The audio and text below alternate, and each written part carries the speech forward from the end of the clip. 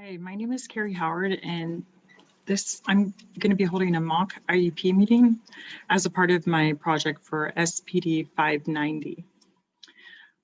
So basically, this is how we conduct the IEPs at the Palmdale Aerospace Academy. We call this Facilitated Individual Education Plans. And all of our IEP meetings, no matter whether they're individual or triennials or annuals, whether they're initial or triennial or annuals, they are conducted in this way over Zoom with this slideshow.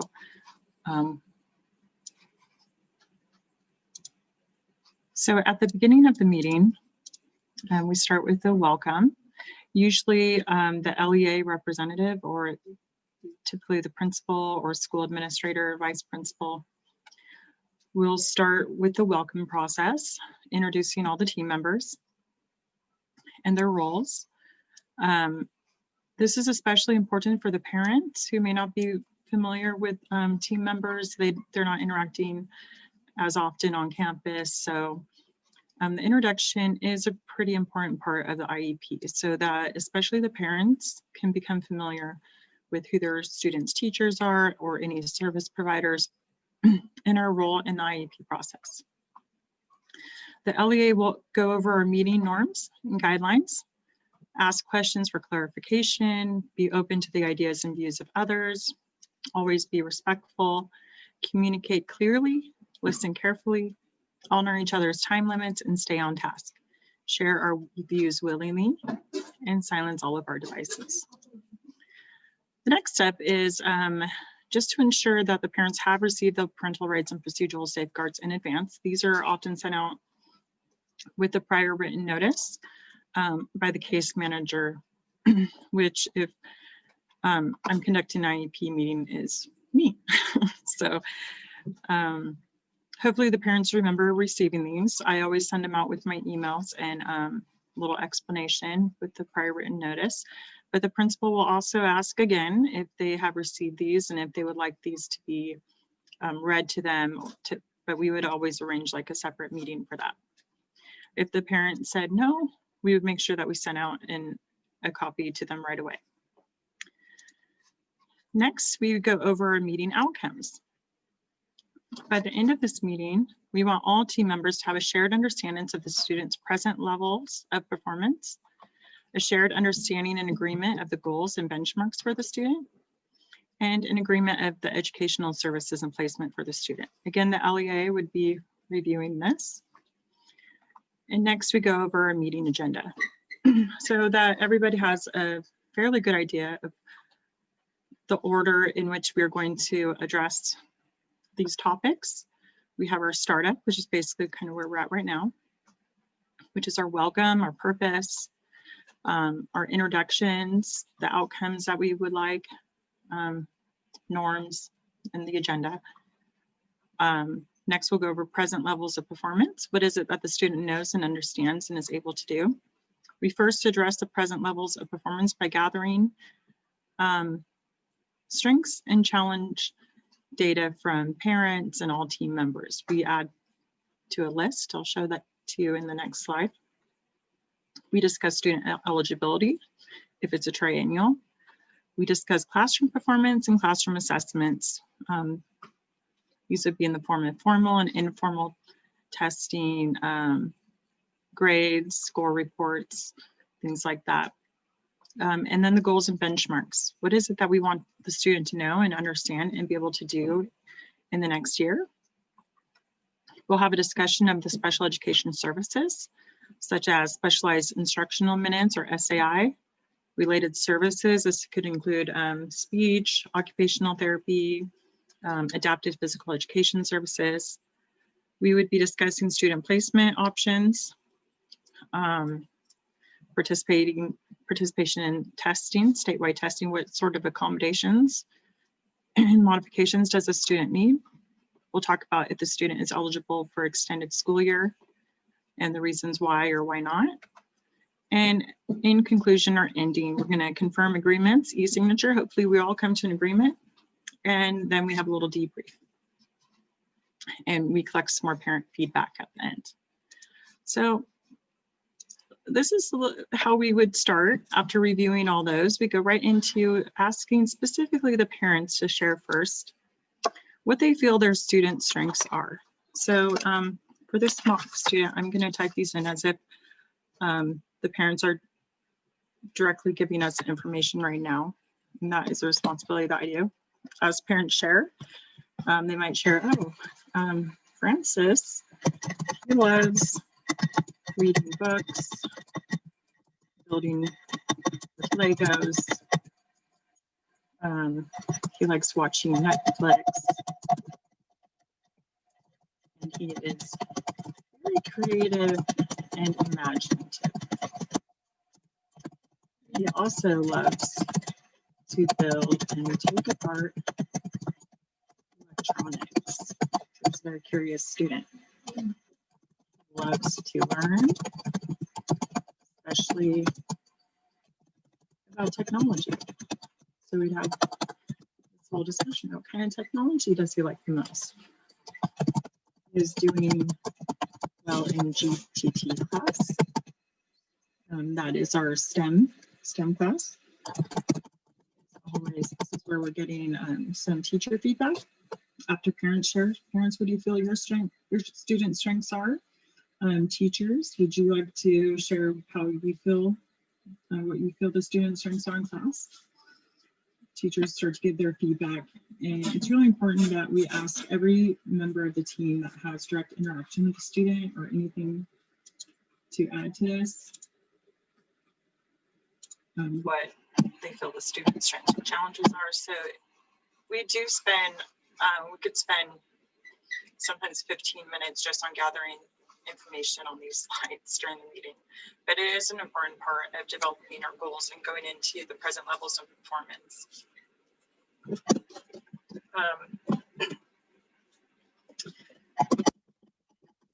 Particular student, he always completes his work. That's great. Around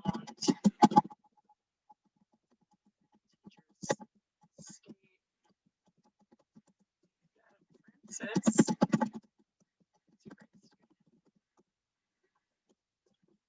speech teacher then might Francis's social skills and social language.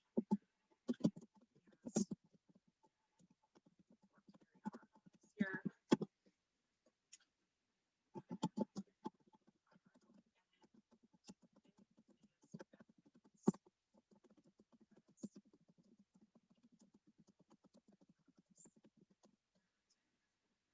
And he always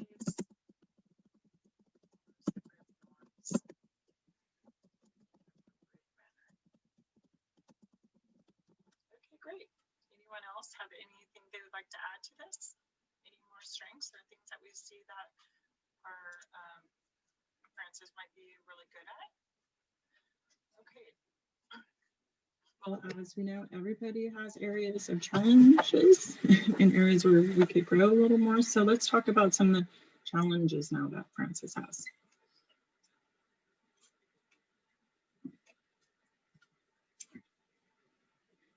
Okay, so Mom says that for Francis, it is hard for him to relate with other students in larger groups. Yes, and this is a student who does have some social skill deficits, and this has been a challenge for him, something he's been working on in counseling and also in speech. Mom also says organization at home is difficult for him. She often is the one that has to prompt him to remember to do his homework assignments at home and at school. Organization can be an issue. So after the parent starts describing these concerns, teachers also chime in and provide their own feedback on how they feel he's performing in that area. Oh yes, I do notice that he tends to be a little disorganized. It can be hard for him to follow procedures. He sometimes likes to do things in his own way.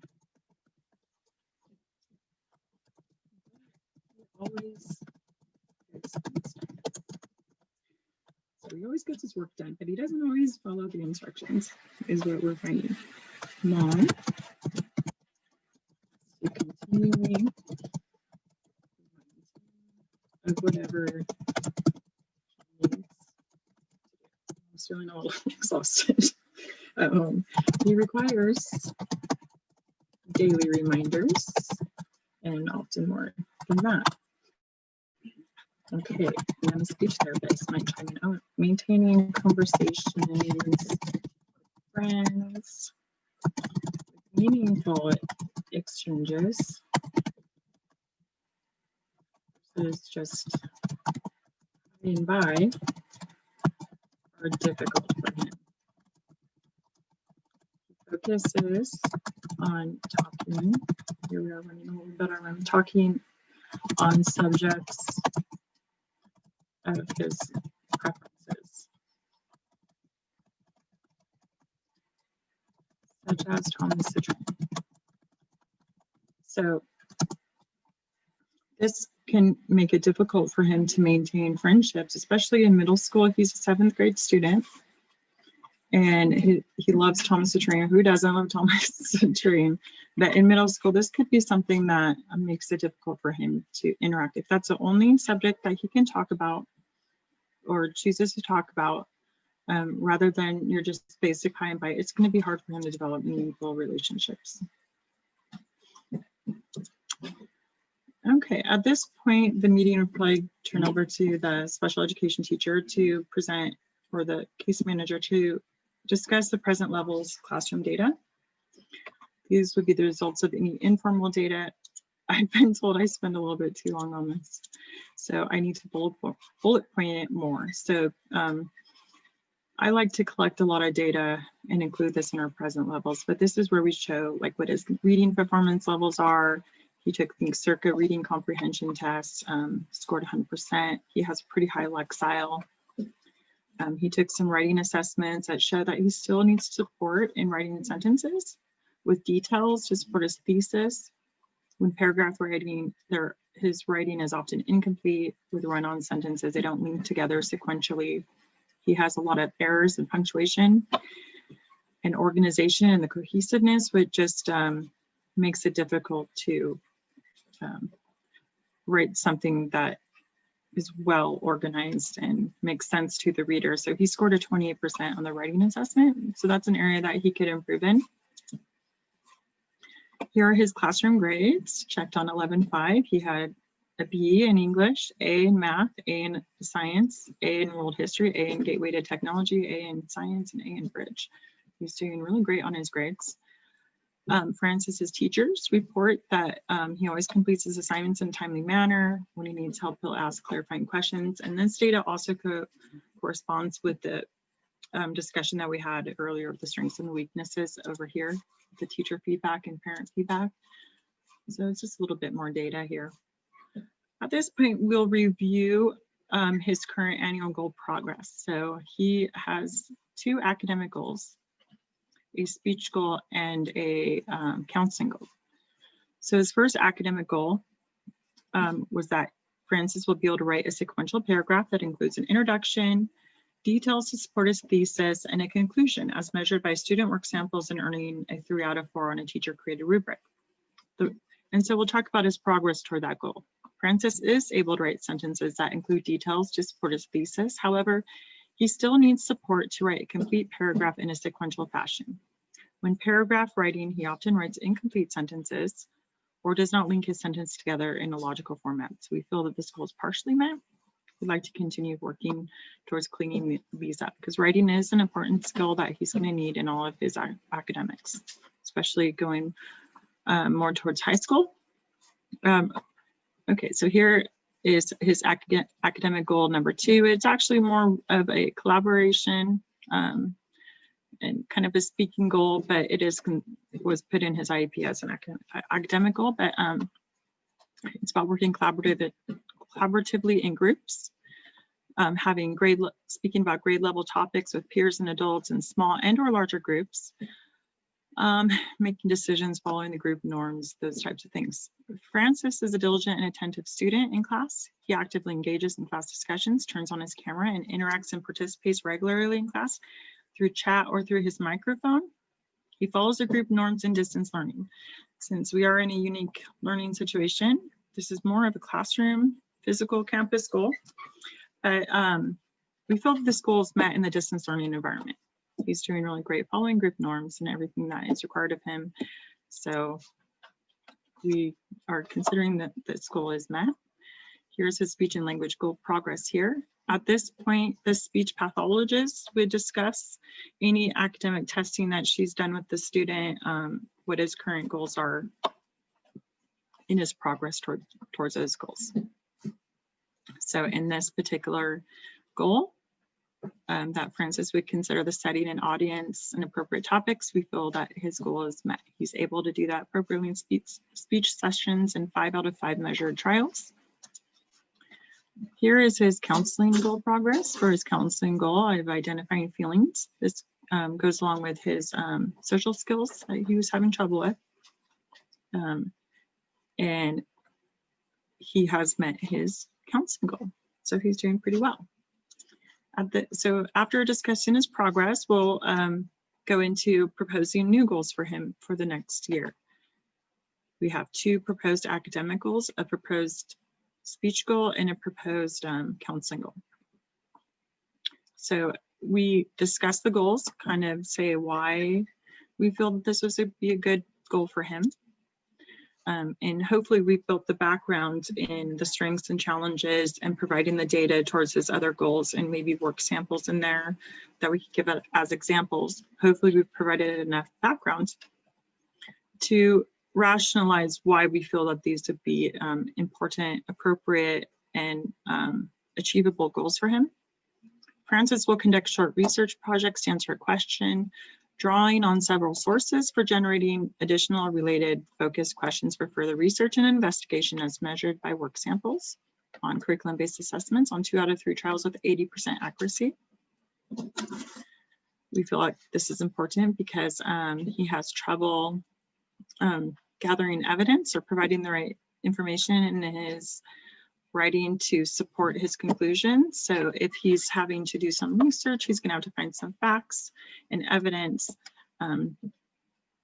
in his investigations to present in his research. So that can help him with evidence finding. New proposed goal number 2 is also a writing goal. Francis will increase his ability to see and then describe in writing several possible actions or outcomes in a given situation by accurately completing a graphic organizer, including at least 2 key details to support his prediction in a brief paragraph with 80% accuracy across 3 consecutive trials, blah, blah, blah, blah. But anyhow, this is another gathering evidence type thing where but it's more in making predictions so that he's gonna give reasons why he's making the predictions that I think this is gonna happen because, and list why, based on some evidence. Okay, so then we have a language and speech goal that the speech therapist would review and tell her reasons why she feels like this would be appropriate goal for him. And then also then we have the counseling goals. The counselor, since this particular student receives what we call direct intervention services or DIS services, this particular student will have a goal that has been created by the counselor. Something that she feels or he feels would be appropriate for the student moving forward into the next school year. At this point, we talked about proposed. We always want to say these are our proposed accommodations and modifications, just like these are our proposed goals, because of course these are team-based and we need team consensus and parent agreement in order to implement these and adopt them into the new school year. So these are also proposed accommodations and modifications, specifically for statewide assessments for like the ELA test, math, and physical fitness test. No accommodations for physical fitness test. And these are more of like environmental supports. So but most beneficial time of the day, maybe special lighting, adaptive furniture. The student doesn't need a whole lot of support such as text to speech. He's a good reader. He doesn't really need that accommodation, so that's not included, but he might need more time or quieter setting, more frequent breaks during testing sessions, that type of thing. For his day-to-day in-school supports, these are the proposed accommodations and modifications: a quieter area to work in all core academic classes, maybe a separate setting for testing in all his core academic areas, laptop for doing his writing assignments, and perhaps extra time to complete assignments and assessments as needed. If these are agreed to during the IEP meetings, these will be written up formally in his accommodation section of his IEP, and it will be given to all teachers. We'll discuss a little bit about our extended school year eligibility and if transportation is necessary. So at this time, there's no evidence that Francis would experience a regression of his basic skills. So consequently, he does not meet the criteria for ESY services. And special education transportation is not required at this time either. We also are going to touch a little bit on our emergency contingency plan. This is an event of school closure lasting over 10 days. Thanks to COVID, we now have this in place that we're asking parents to agree to an emergency contingency plan. It's going to look very similar to the plan that they have in place, but it's just a little bit modified. He'll still receive technology to access the curriculum. He'll still receive services towards his academic goals in all these areas. He'll still receive his accommodations and modifications as outlined in the IEP. But the minutes will be temporarily just adjusted to fit the different delivery model. So that's that. Okay, and then this part is our free and appropriate public education statement. So we want to look at and consider the least restrictive environment for this student and come to an agreement on what we think his where his educational needs will best be addressed. Will it be in general education with just RSP monitoring? Will he need special RSP classes, more intensive support?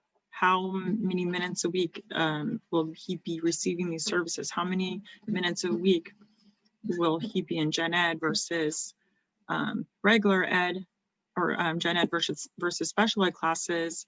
And we also need to have percentages on the IEP that let the parents know, okay, 88% of the time, this student is receiving SAS services, and outside of the gen ed classroom, in 12% of the time, the student is in gen, or vice versa, whatever, however the minutes end up working out. We also need to take in consideration any other services that are pulling them out of gen ed in our figures. But so our offer, if they on this particular student, is 160 minutes a week for SAI, specialized academic instruction. He'll receive 60 minutes a month of language and speech services and 60 minutes a month of DIS counseling. And if the whole team agrees, hopefully they do, then we discuss parent consent. We explain a little bit about the procedure for collecting their signature. In distance learning, it's through a Google form or an e-signature package that we send to them to gain consent, which includes a copy of the IEP and that emergency plan that we created and discussed. And the parents have 7 days to sign. I think in reality they have like 30, but we tell them we like it done more timely. Actually, the team likes the signatures done right away. But I can understand a parent wanting time to read things over and make sure that everything's worded right. I feel that would make more sense. So parents have, we say 7 days, but they actually have more than that. We let them know who to reach out to if they have any technical difficulties and if they would like a translated copy. And then our final step here is to collect some parent feedback about what they liked in this process, because it's kind of new to the school, and if they could change anything, what could be changed. So far this year, I've held 13 IEPs as a teacher. So it's been a lot. I've learned through this process. Most of the parent feedback that we receive here has been very positive. Parents like the way that we present things like this. They like that we're communicating with them. They like hearing how their students are doing and the feedback. They just really seem to like this process. And there hasn't been a whole lot of suggestions for improvement, which is good. So anyhow, I think that's all I have. Last thing to explain how I'd actively listen and address the needs of families. It would be just that, actively listen. Whatever the family is concerned about, whatever the family's values are, what's important to the family is really important, and the same things are important to me as the student's educator. So if any time a conflict arises, I think it's important to step back and not make instant judgments, but try to work with the family and try to come up with some creative solutions to problems if they come up. Creative ways to address students' needs. And if students have needs, I think it is really important that they're receiving all the appropriate services and education. And so that's it. I think I'm way over time already. So thank you very much. And that's it. Thank you.